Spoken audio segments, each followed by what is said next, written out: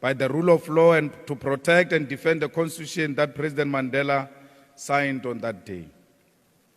You vowed in front of the world that you will hold sacrosanct the ideals of accountability and transparency which is enshrined in the Constitution without fail.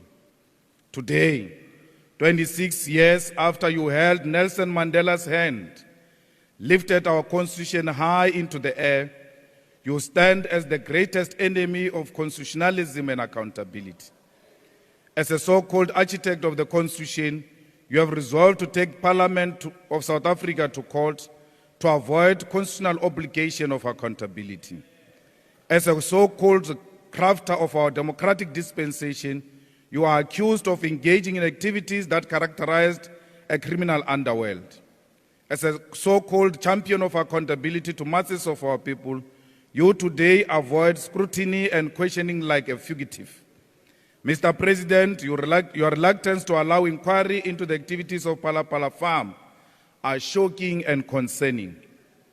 You are so desperate to avoid any type of investigation into the crimes that have occurred at and in relation to a Phalaphala farm that you have decided to spit in the face of the freedoms and institutions so many fought and died for.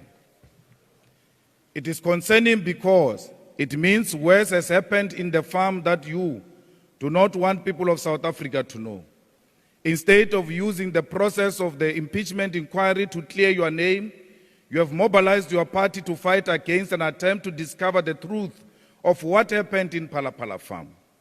Mr. President, you stand accused of theft from the people of South Africa.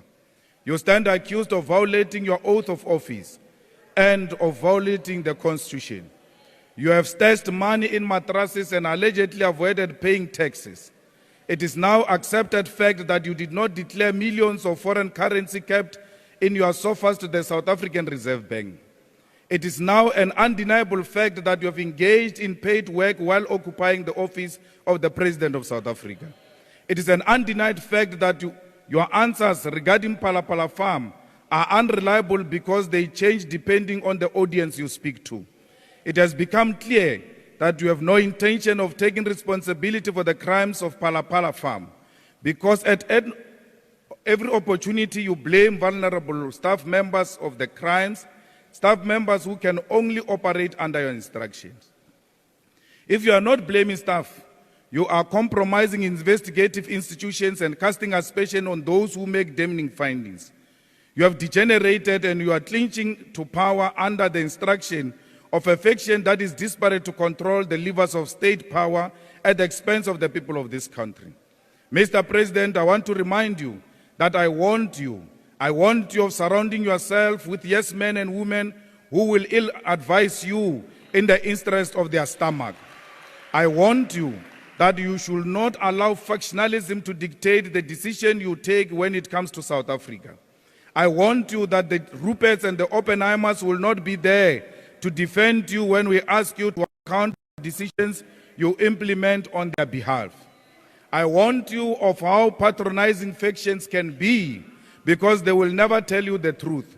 Now you have decided to take your very own parliament to court because you have allowed factions to guide your decision-making instead of your integrity and conscience.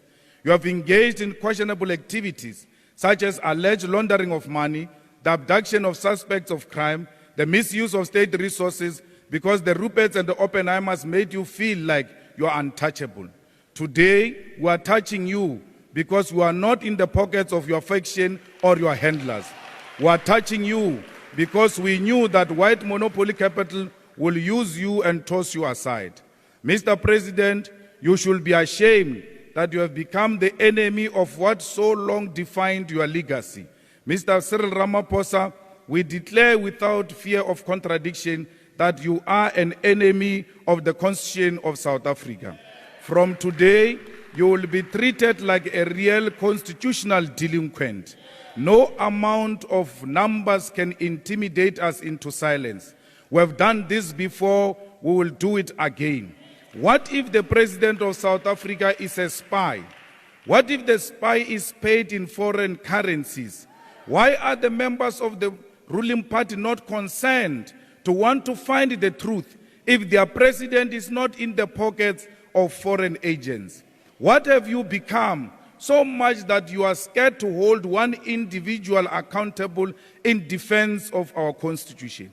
As we sit here today, you have an opportunity to choose an individual over the Constitution of South Africa, to choose thuggerism over accountability. But all of you must know that history will judge you harshly. It is this man who held the hand of Nelson Mandela and said the Constitution of South Africa is above all of us. Today is the same man who's peeing on the Constitution of South Africa. Thank you.